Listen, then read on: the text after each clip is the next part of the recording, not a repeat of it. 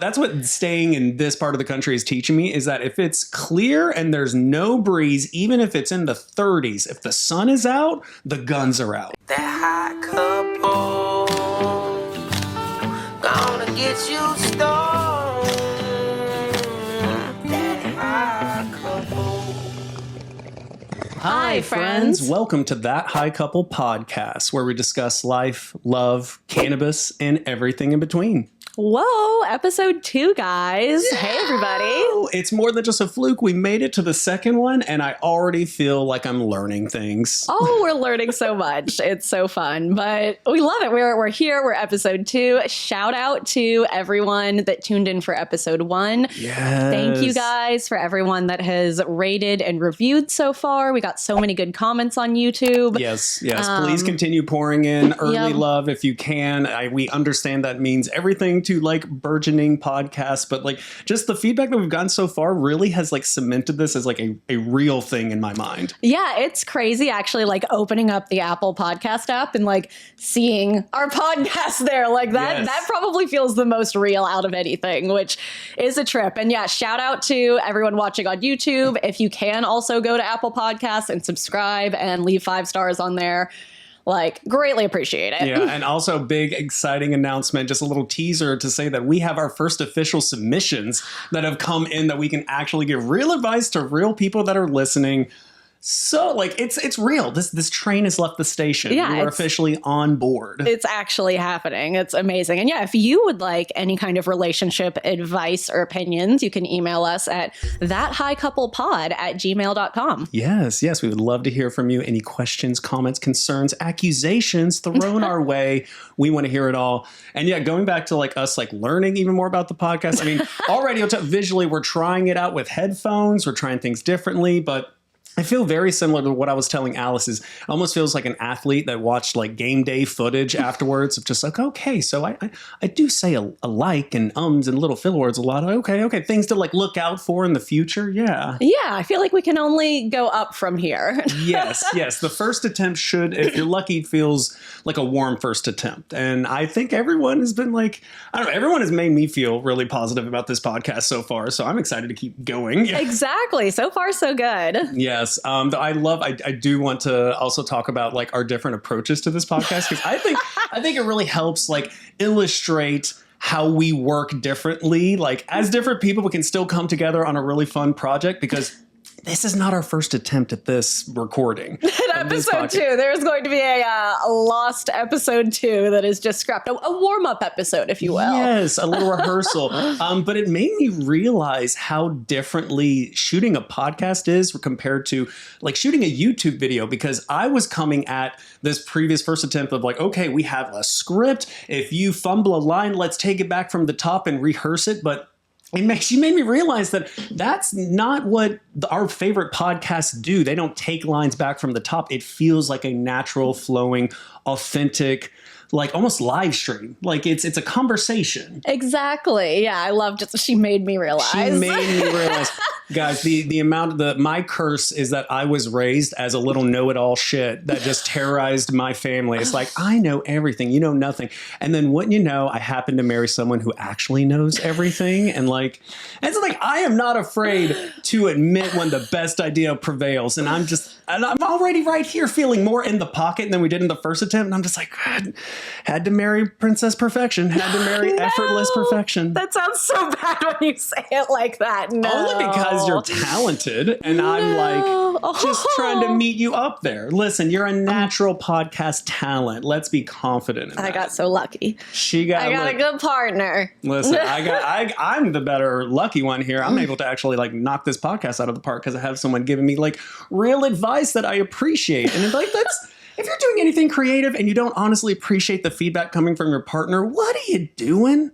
Like, that's just, I don't know, like starting grounds. I love it. I respect everything. Right. It's a mutual respect. It's mutual respect. I see your perspective as well. And I'm glad we came to a mutual agreement that, maybe one opinion. The amount of times I've considered shredding a theater studies degree, like, do I know what I'm talking about? Listen. Oh, no. She gets it, though. No, it's a good, Yeah, it's different approaches. Different approaches. Doesn't mean one's right or wrong. No, it's different. But it is very different than shooting short form content on YouTube that is more talking points and, you know, certain educational things that we want to get across and everything. It is a little bit more structured.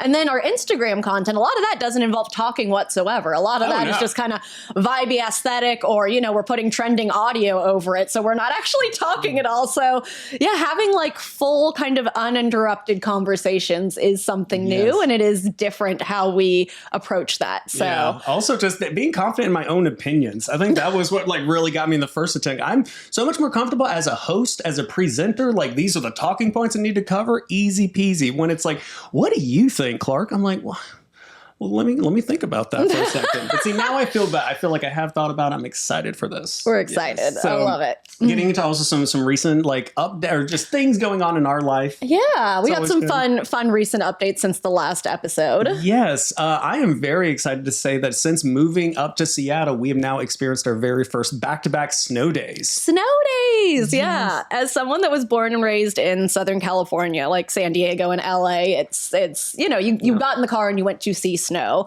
and waking up here with like snow like accumulation, just a couple of inches, nothing deep, but like that was magical. And actually seeing it like fall from the sky at my own home is such a trip that I'm not in like Big Bear or Lake Arrowhead or, you know, somewhere that is just a snowy, wintry vacation place, but actually like, oh no, the snow came to me this time. Right. And being able to just like show our two kittens like snow for the very first time.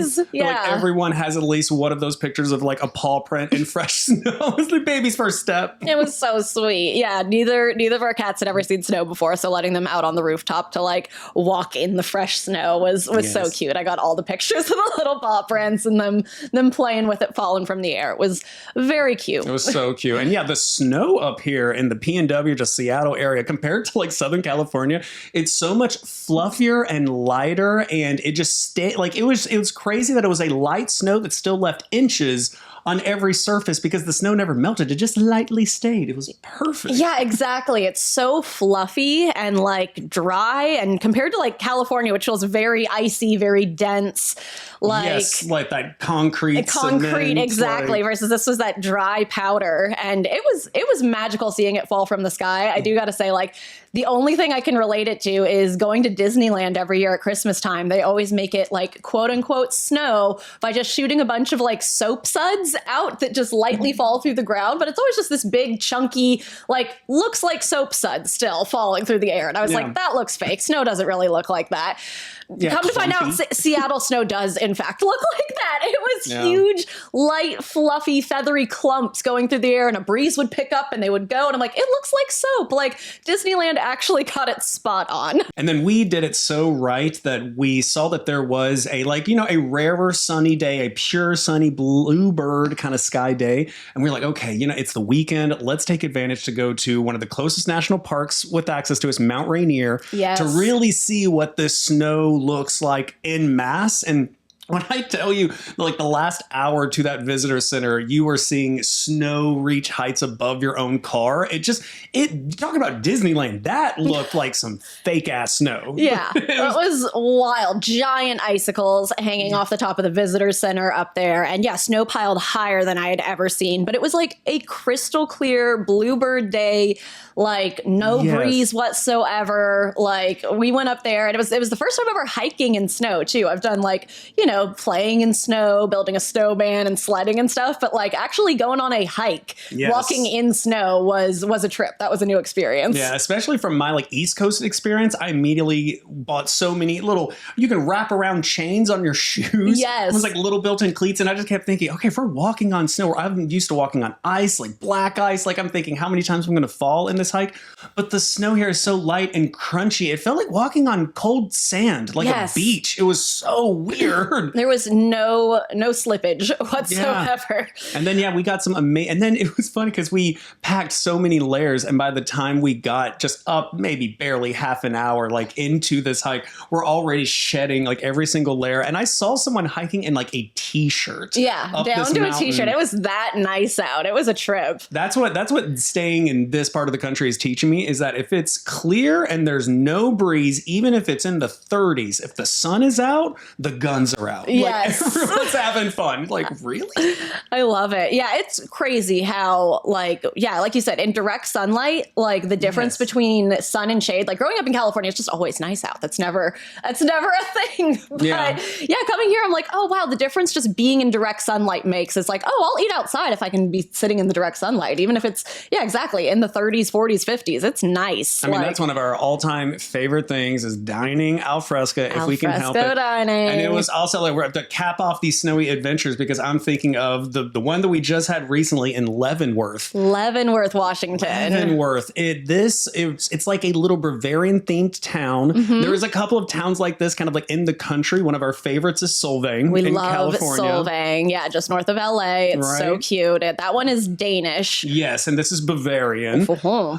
Less windmills, but way more in themed with snowy mountains. Like it felt like we were in Switzerland, having driven less time from LA to San Diego. Yes. You're in Europe suddenly. That's such a good comparison. Yeah, just these snow-capped mountains and these beautiful, like, white wintry trees going in. Everything was gorgeous. And it was just a full winter wonderland there. They have an alpine bobsled roller coaster that we did that was like, oh my God, so magical. It's my favorite bit of like redneck engineering where you're just like, who decided that this little bit of mountain needed this little makeshift kind of bobsled on a track?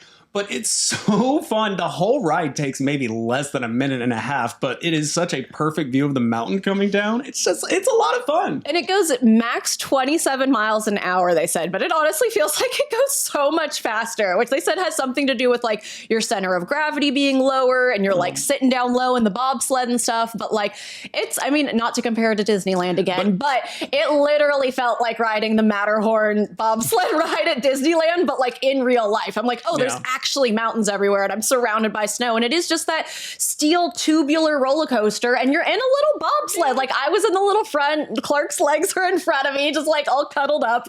It was so cute and so much fun. And they took your picture too. We'll have to insert the picture into the YouTube video because it was adorable. The mountains, I feel like look like green screen. And it's real. It's absolutely wild. It was just like, excuse me. Fun. Yeah. We love Leavenworth. They had, lots of like, places to get beer and cider and pretzels everywhere. Sold giant pretzels with beer cheese. I know, and that's the loop back to that dining al fresco experience. We went to like their best outdoor beer hall called Rheinhaus. Yeah. And it was just so easy to like go up, order some brats, order some steins, and just like enjoy the sunshine with these snow covered, not even snow capped, snow covered mountains. Covered mountains. And also like had a fire pit like in the middle of the table too. So we stayed like nice and toasty warm. It was a vibe, honestly. Like, this is a Switzerland transplant just right here in America. Right here in Leavenworth.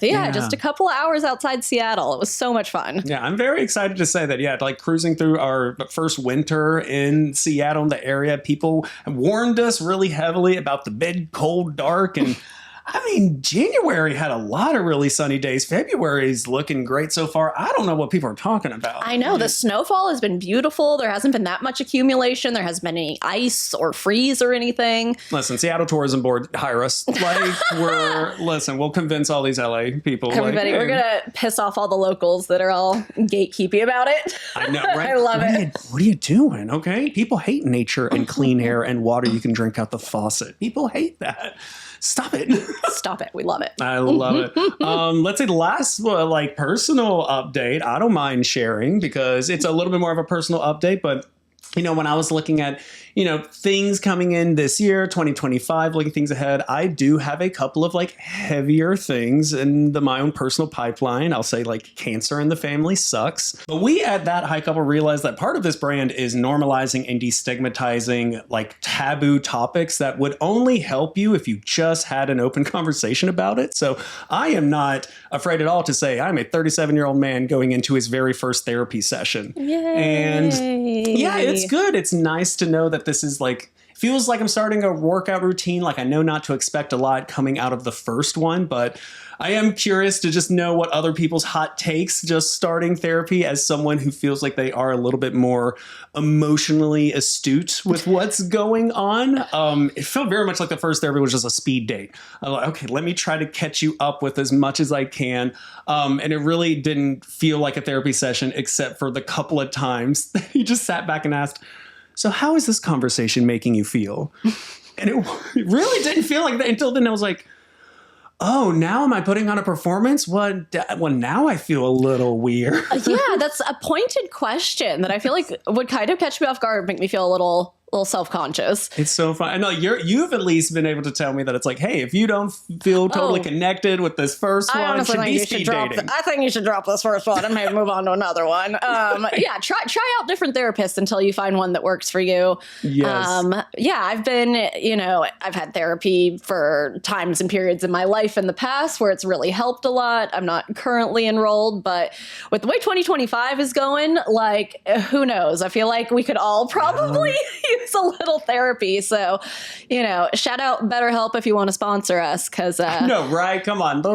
We are not afraid to take some SpawnCon for some therapy that's going to help a lot of people that could use it right now. Yeah, exactly. I mean, as much as we love Mary Jane, she can't handle all our problems. She can't handle all, but also I'll go to say, anyone that is a like regular cannabis user, man, does cannabis use and therapy really go hand in hand? Because I am used to some deep introspective conversations and thinking about my place in the universe. And it's like, I think that those doors were open first while I was high having those conversations. So I'm excited to like go deep. I love it. I love it. We could do a little weekly, bi-weekly check-in of just like, hey, right. How's therapy going? How's it going? How does this high make you feel? Yes. How's this conversation?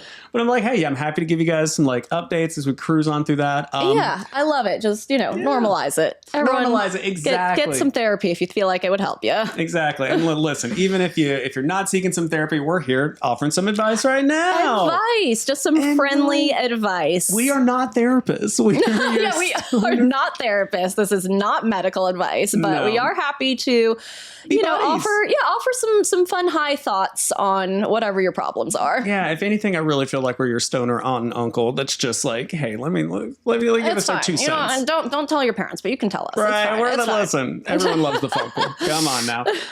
Okay, so first off, I have to build a gratitude sandwich for this first piece of advice because this was submitted by Anthony. Shout out to Anthony who, so this first layer of gratitude is that you are the first person to submit a request for advice into this show. So huge round of applause for that. Like you've now made this show like a very real thing. Amazing. Yes. Second layer, thank you so much in the email. It's very obvious that you have been watching us for a long time fan. Anyone that, listen, we have nothing but love for anyone that is new to us, our faces, this whole vibe. But if you've been with us we've been doing this for years. And so just huge, huge thank you to anyone that has stuck with us for years versus weeks or months. Like, cannot believe it. And then, lastly, I love that like he really touches on, something that I feel like is a very obvious like stereotype of stoners. That like stoners like have the same experience with cannabis. But that's all I'm going to say before we get into the advice. I'm very excited. Thank you so much again, Anthony, for making this happen. Yeah, shout out to Anthony. Here, let me thank you. I'll actually read the official first ever submission. Yay! Yeah, so good. Scare horns. We love it. And not going to read the whole thing. As Clark said, like lots of just good vibes and, thank yous. And we appreciate that. Now we're going to frame this email. Really, so exactly. So Here we go. I have a relationship question. You both seem like true best friends, and I share that same relationship with my wife. Love that. Love it. But I have to admit, we are two different types of stoners. She's more of the let's chill, cuddle, and watch movies after a long week at work, while I'm more let's go on a workout, go on a hike, or do something physically strenuous while I'm high. My question is, how do you find the balance so that both people get what they want from being stoned with their partners? Love it. It's a great question. Honestly, it's a pretty perfect first question for this podcast. So, like, thank you again, Anthony. Framing it. Like, that really is perfect. And again, just going back to like, hey, not everyone experiences weed differently. I'm so excited to discuss this. I'm so excited to give some advice from, obviously, you're coming to the right couple. Yes. With this exactly. problem. But yeah, do you want to kick it off? I can kick it off. Yeah, I think my first reaction is like, I totally hear you. That like, I'm fortunate enough that I kind of I would enjoy doing both of those things high. I could hang out with either of you stoned and I'm going to be happy. She's omnidirectionally high. I'm just, if it's green, let's go and let's have fun doing whatever the activity is. I love her so much. But I think maybe trying to narrow down the activities to maybe find something that is potentially a good compromise for you guys. Of like, you said like a strenuous hike, maybe try and find a good like nature walk to do so that it's still like you're outside, you're getting your steps in, but you're maybe not necessarily fully breaking a sweat and, maybe doing a little bit more bird watching or something along the way.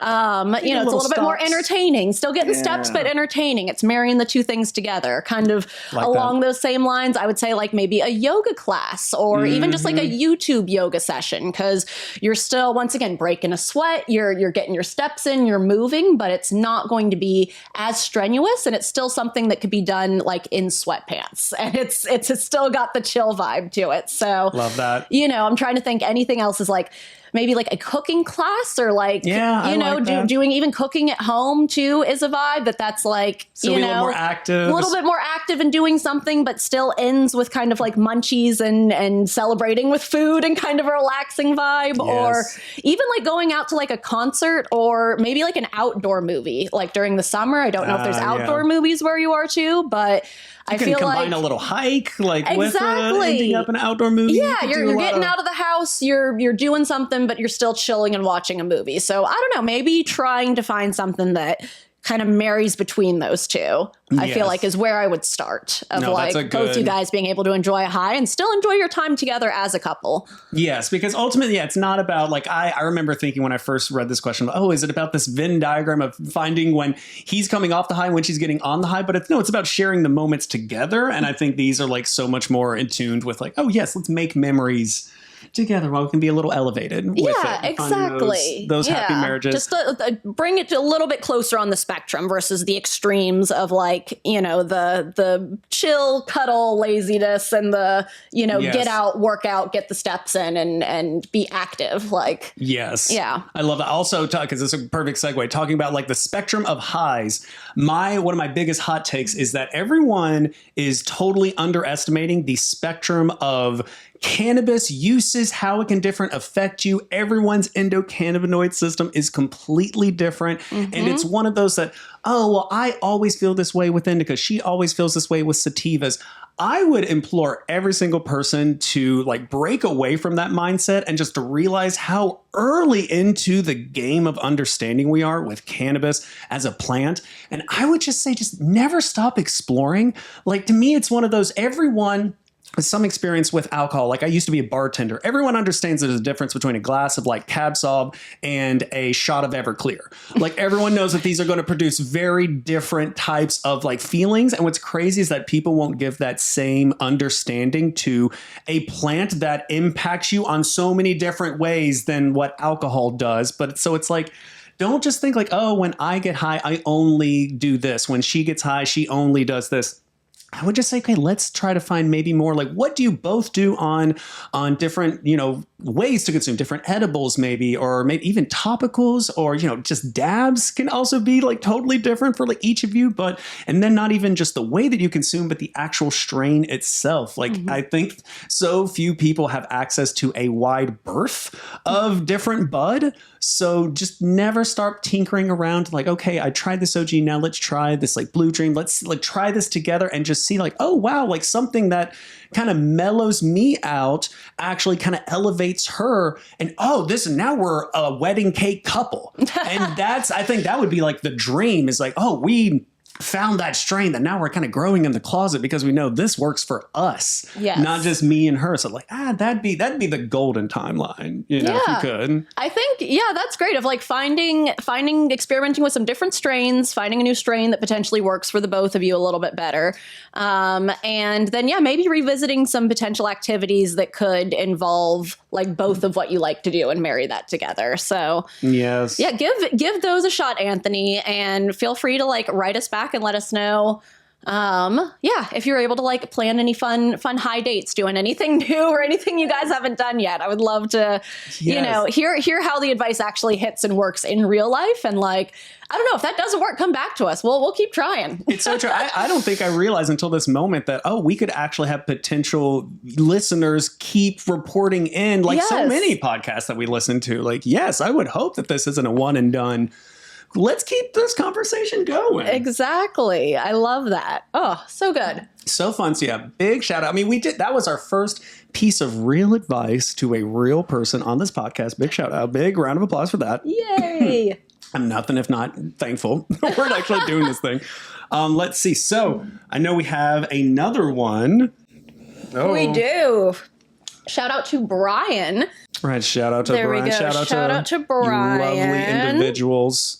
Reaching out. Exactly. Thank you. We appreciate it. Once again, this one's a little bit shorter. We can do the whole one, But once again, the email, if you guys need any advice, is thathighcouplepod@gmail.com. All right. So from Brian, hey, I'm 32 and my main thing with dating is I've had depression and anxiety for about 10 years. I was wondering if y'all had any advice.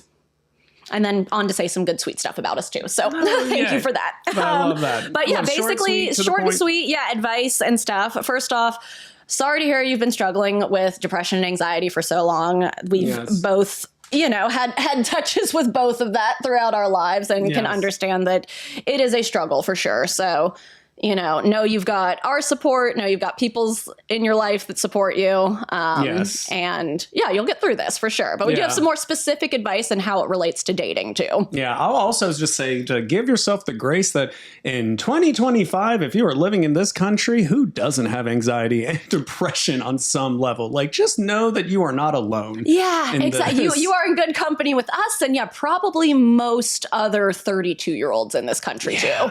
And then your perfect segue into, that's the other thing I want to touch on. 32 years old. I'm just happy to be at the point in my life where I can say you're still a baby. And here's the best thing. In your 30s, especially in your early 30s, if you're dating, you're still looking for love, you are now on the fast lane through cutting through a lot of bullshit that you had to deal with in your 20s. Like people in their 30s are approaching dating so much differently. And if your goal is to find a romantic partner that can like be there for you and support you, then you should not be afraid to be your most authentic self. It's only going to be the people that try to like hide or, are ashamed of your anxiety or depression that, it's a part of you. And for me, it's like, as long as you are, excited to have someone that's able to like saddle up on the ride with you, you're not looking for that person to fix you, but like, I'm on this journey of self-improvement and I would love to have someone along with you. That right person is never going to see your struggle as burdens.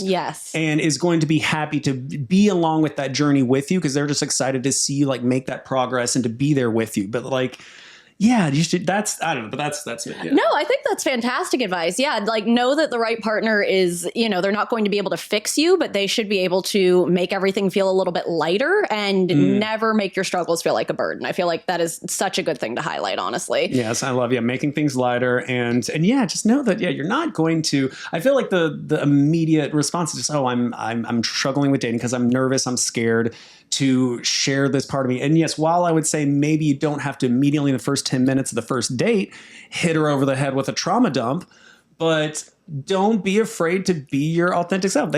When you touch on a topic of conversation that like has made you authentically feel like a strong, like, oh man, that really did bum me out.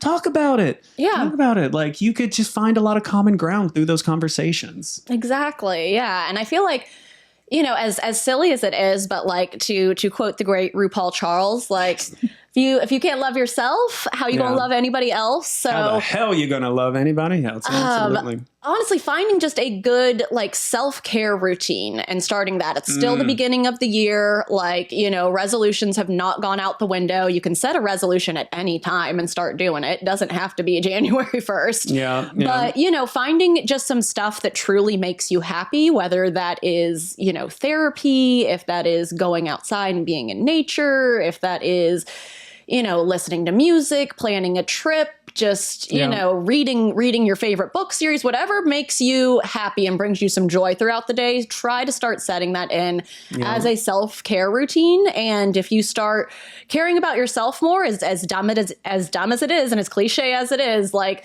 love will come find you when you are not looking for it. Like, that sounds so 100%. dumb, but I have seen that happen so many times. Like, yes. The most successful meet cutes are the ones where I was just, trying to, explore more of my love of reading. And so I joined this book club and met my future partner. Exactly. I joined a marathon. I joined a race to try to be more active. And then, in lining up, I got to know this other person. And lo and behold, we got married that year later. Like, it's you pursuing your happiness is like where you can find the person that can make you the happiest. Exactly. And you're not there looking for that person, but if you're there working on you, that is what's attractive to people. I feel like you're trying to better yourself and you're there doing something to better yourself, and that is attractive to other people. Yes. So you sitting there thinking that you are unattractive by having anxiety and depression is not what it is. It is unattractive to sit there and be like, help me.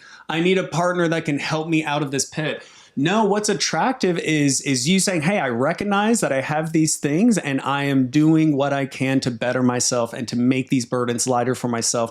And and just in doing that, you're going to find people that are going to be like, wow, that is like good for him. Like, yes, it's because no one's judging anyone with baggage. It's how you react to that baggage that people are going to respond positively or negatively to. So yeah, just keeping that in mind. I love that. I wrote down, people love solution-oriented people. Yes. Like, you don't have to have the answers for anything in life, but it's you trying to find those answers that's what makes people think, oh, like, yes, that's a go-getter. That's exactly. Yes. And I mean, it sounds like you're at least taking the first steps by writing out to us. Like, you're self-aware enough to, be like, hey, I'm struggling with dating because I've got anxiety and depression. What can I do?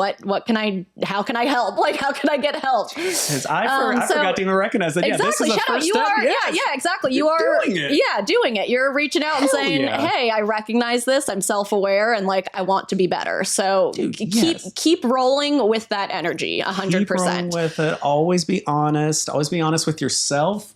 I mean, it is a tattoo that is on my chest, says to thine own self be true. Oh, Shakespeare tattoo. Oh, little Shakespeare, because I'm about it. I try to just be your authentic self, because then look, it leads to you finding your person. How stinking lucky I convinced my person to do a podcast with me so we could just so good living it. Okay, so I think we have time for we could do one more. We could do a Reddit one. Yes. Okay, let me see. I'll even say while we pull up this other story, like something that I'm just remembering now, like, yes, such a good note from Alice, is that going into the last attempt of this podcast, I kept thinking, okay, so this advice is going to take about 10 minutes. This advice is going to take about 10 minutes. And she's like, no, the advice will take as long as it takes. And we shouldn't be timing ourselves. It's not how you have a natural conversation. And she's like, and I'm like, well, what if we get to the end and it's not enough time? It's like, we can always just give more advice. And I was like, why is it so easy? Why is it so obvious? Because you're right. We just can give more advice, and I'm loving it. Yeah, this feels like we're in the pocket. Exactly. We got some Reddit stuff pulled up, and I love it. So, okay, here we go. Here we go. This is am I the asshole for yelling at my future mother-in-law? Fun.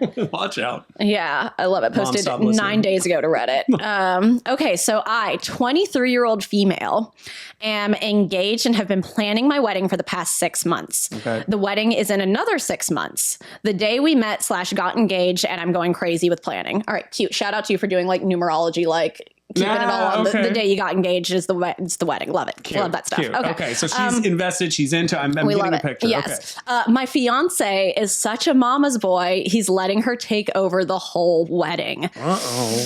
Yeah. So far, she's chosen the flowers, the venue, and even the caterer. Last week, we had the cake tasting, and I really liked the vanilla cake with strawberries, but she kept on insisting for the chocolate cake, saying it's more elegant. I just lost it and went off on her about how she's taking over the whole wedding and that this is our day, not hers. She got up and left, so my fiance went after her, leaving me alone to finish the cake tasting and go home by myself. Oh, and she went home from the cake tasting herself? By herself, yeah. Oh, I don't think I caught that. Oh, right. 2 days after, I went to go see her to apologize for making a scene, but also explain how I felt. She was being dry and cold to me, which was expected, but she said she understands and she'll try to back off a little more.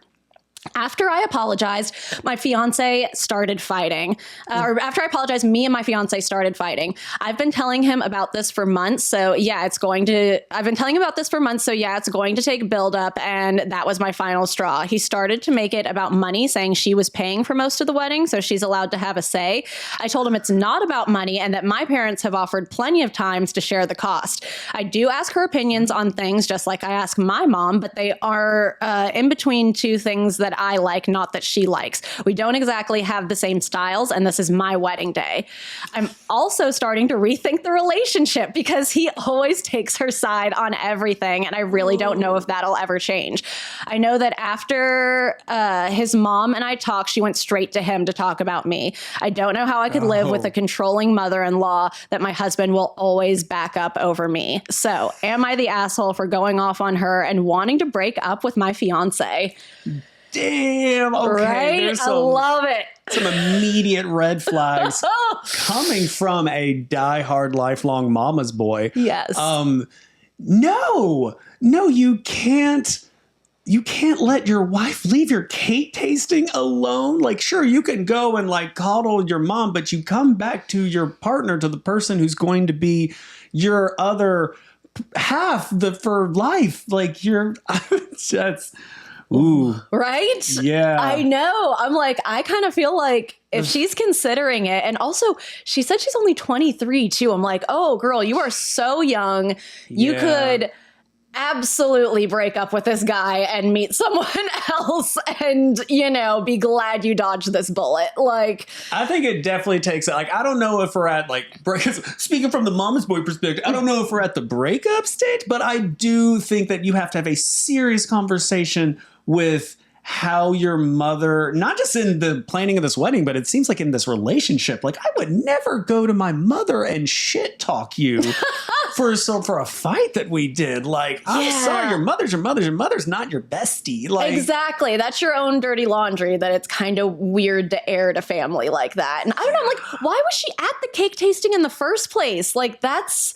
I don't know. I mean, I guess if she's paying for it, that's what money talks, and people walk with the money. And I'm just like, and so I understand that perspective, but then I do appreciate at least her being like, well, it's not about the money. My parents also offered to pay. So like, so it's a little bit more about the control. And that's what it ultimately is. It sounds like she doesn't have enough control in her own damn wedding. And I'm sorry, when you look at the hierarchy of whose opinion matters on the day of the wedding, no one beats the bride. The bride is the tip top opinion. Like if the bride the day of the wedding wants to have a Smurf wedding, I'm buying blue food dye. Exactly. Like, it's what you just her day. It's her day, right? Technically, it's his day too, but like it's their day. It is certainly not the mother-in-law's day. See, that's also a huge red flag because it doesn't sound like he's like planning it like their day. Sounds like he's planning it as the party that my mother is buying for me and my girlfriend to become official. And I'm just like, that's not what you want. Like at best case scenario, a wedding is two people, not just the bride, but hopefully two people coming together to plan a dope ass party for their favorite friends and family to celebrate how amazing it is that they found each other in this life. Like that's what we did. That's what we tried to do. Backyard wedding, under 50 people, like my favorite thing coming out of our wedding is that every single friend and family that we talked to all said that they got to know the other side of the family better, and everyone just felt like they were just having a good time and was just happy to be there. It wasn't, oh, I'm just there for the free food. I'm just there because I know two people there. It wasn't too big. I'm just there to see the video. Like, no, they were there to have fun and meet this expansion on their own family. And I love so much that. I feel so bad for anyone that is. And yeah, like we didn't spend 6 digits to get married. Like the marriage industry right now is so crazy wild how much has changed just from our wedding since 2018. Yeah. I feel so like if we were getting married now, I feel like we would be strongly considering elopement and just traveling and doing all this crazy stuff. Exactly. I do see, micro weddings are like coming back into fashion. And I'm like, oh, not to be hipsters, but we did it before. It was cool. We did. Yeah, I was going to say, we were on that micro train. Hell yeah. Because we knew that the other balance is that you have to have a bomb ass honeymoon. Yes. And like, I'm sorry, like if you're getting married and you're not also like getting a honeymoon, so at least somewhere in then the first year-ish and stuff like that's a hot take of mine, but like give yourself the opportunity to be like newly married and traveling and just have that was from the last episode. You want to be able to like, there's nothing better than being on your honeymoon and staying in different places and being like, I'm on my honeymoon. Like watch how nice you get treated. Exactly. Like, yeah, everyone deserves that. Yeah. Oh God. But yeah, wedding planning is so stressful. I feel like this girl needs to have a serious conversation, not let her mother-in-law step in, needs to talk to her, talk to him, give him an ultimatum if necessary. If you're at the point where you're already considering breaking up, then like communicate that to your partner. I am considering leaving this relationship because of how you treat me in comparison to your mother. Like this is, it's not fair. I'm your wife. This is a wedding that we are planning. Like, it's not like you need to cut the mom out. You can still, he can be a mama's boy. That's fine. But like, this is her wedding. And like things like that. I don't know if they're planning on having kids down the road, but like, keep this in mind. If this is the way your mother-in-law is acting with like wedding, she's going to have a lot of opinions on how you're raising that kid, on, what that kid's wearing, what you're feeding that kid, where it's going to school. Like that is going to be an ongoing thing. So it's so fun. I feel like this falls into the most common relationship bucket of if he wanted to, he would. Yes. But it's also like the other person in this relationship is always constantly thinking, well, if he wanted to, he would. And I'm just waiting on this person to do it, to just step up and be the person that I hope and want them to without any communication. And I'm sorry, love. I'm sorry if it feels like you have to, okay, fine. I have to like say those words. But the thing is that it's better to say those words and to at least put hey, this is what I'm clearly expecting from you in this relationship, instead of just assuming that anyone is just going to like just get it. Give them the benefit of the doubt. Exactly. Yes. Like, no one is a mind reader, and let them know you would like this to happen. You would like to see this happen. You would be happy if they did this, and give them the chance to like do that and, see if it is done begrudgingly or see if they take that in and do it sincerely. Like I can understand that there is a difference between those two things, them doing it because you told them to do it or them doing it because they truly want to are different things, but you like give them the chance to at least understand that that's what you want and then be able to do that for you sincerely. Like it's not always done begrudgingly. So I feel like I don't know, that's the way a lot of people look at it, is like, oh, if I tell them, then they're not doing it because they truly want to do it. But like, they just didn't know that you wanted it done. So like, if they know that, then of course they want to do something to make you happy. Like, it's not always going to be like, it's he's either nice or he's going to be doing it begrudgingly. Like, no, there is a third option there of like, oh, he just doesn't know what's in your head, but of course wants to do anything to make you happy at any time. So, give your partner that benefit of the doubt. Yeah. One of my favorite pieces of relationship advice, or just trying to understand someone's motive or intent, is to really remind yourself, okay, are they being an idiot or an asshole in this scenario? Because like in this situation of the husband, we don't know until you have that conversation. Are you just being an idiot who is just not considering your fiance's feelings in this moment and need that conversation to like, oh, snap, I'm so sorry. I had no idea. I was being dumb. I was being an idiot. Yeah. I'm so sorry. That's fine. That's teachable. That's learnable. It's the asshole option where it's like, or you tell them and it's like, oh, okay, well, I knew that the whole time, but like, you need to understand that I'm always going to be with my mom. My mom is right. She's paying for the money. And like, you don't have a say in this. And it's just, you need to understand it. You're dealing with the idiot or the asshole here. Like either way is not good, but like it's good to be one of those two. And like, as you said, yes, the idiot is teachable. The asshole is a red flag. So yes, is a harder conversation. Give them the benefit of the doubt to be the idiot here. Yes, like, that's the biggest thing, is like give them a chance to be the idiot. Don't assume that they're the asshole. Yes, too many people are assuming where you're just being an asshole and I'm waiting on you to choose not to be an asshole. Why is it that the truth could just be so much simpler? They're just dumb. But like, hey, it's a learning lesson. That's what we're here to do. We're here to hopefully teach, educate. We're learning together. We're learning together. I'm not smart. I'm trying every day. Oh God. Yeah. She's, just thinks the world's out to get her, and that like, oh, if he's not doing something that I'd like him to do, it's obviously just because he's if I ask him to do it, he's going to do it begrudgingly. He's going to do it because I'm asking him to do it, and he doesn't ever really want to. Nope.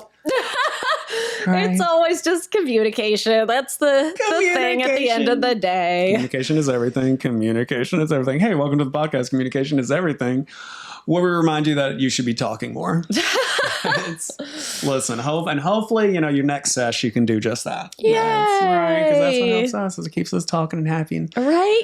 Just smoking along. Keeps us, happy and laughing. Yeah. Keeps the conversations deep, keeps it going. Like, I'm curious, like, how many other canna couples are out there listening? Like, ooh, great question. Yes. Because I don't know, I feel like this would be a fun podcast to listen to with your partner. We listen to a lot of podcasts together, so like, drop a comment on YouTube if y'all are another canna couple listening to us. There you go. Yeah, I love just already getting early feedback. Oh, I listen to you on my way to work. I listen to you while cleaning. Like, it's such a new thing to think like, oh yeah, I'm always like, I can visually get your attention, but if I'm just a voice in your ear, what is that experience? That's so weird. I know, it's weird to be people's cleaning podcast now, people's commuting podcast. I'm like, oh no, I have podcasts for that. I don't know. I mean, we've been making content for so long now, but it is just odd that I'm like, oh, this is a whole different type of content that we've never explored before. So it is fun and new and different, and I am enjoying that. Yeah, I'm manifesting. Watch this be the thing that really unlocks, like, this is the format we should have been doing this whole time. Of course. Let's manifest it. That'd be great.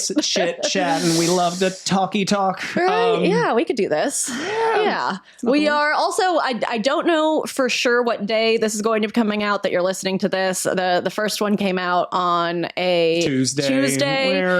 We're still, Tuesday might not be the best day of the week, so you might hear this a little later in the week. We might try a weekend episode. Cadence. So just, bear with us while we figure it out, but we will get on a regular schedule for sure moving forward. Just give us a couple of tries to figure out what day of the week works best for recording, editing, and releasing and everything. Yeah, so. And just a reminder, us being a little baby podcasters, every single review we absolutely will read and appreciate and hold close to our heart. We're printing them out and framing them in the office. So if you could please be some of those early just supporters. It literally means the world to us because, again, we would love to just have this be even more of a real thing. It feels more of a real thing even now. Episode 2. Exactly. I'm surprised at how easy it was, honestly. I mean, I know we're, as we said in the last episode, very late to the game with getting on the podcast bandwagon, but like actually like doing the editing and stuff, it is longer content, but the distribution was surprisingly simpler than I thought it was going to be. So yeah, I'm excited. Yeah, I'm very excited for the journey ahead. I know, yeah. So please, just let people know that we exist. Yeah, share with your friends. Yeah, I feel like we rarely ask people to like share content, but please, for this one, we're really proud of it. We would love for it to, just be in more ears. Getting more ear holes. Yes. But yeah, we were so thankful.